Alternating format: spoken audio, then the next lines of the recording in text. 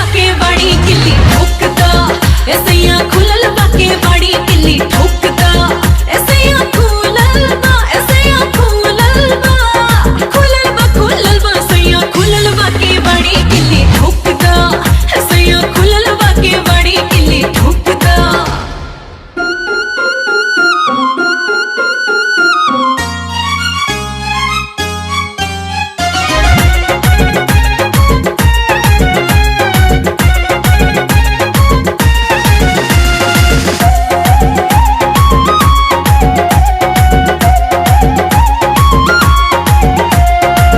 जितना मिठास तोहरे बोलिया के रस में उतना मिठाई नहीं खे उखिया के रस में।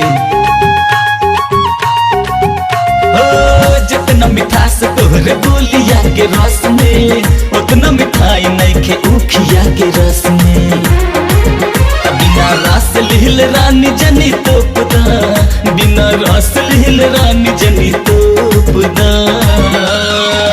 सैया खुलल बा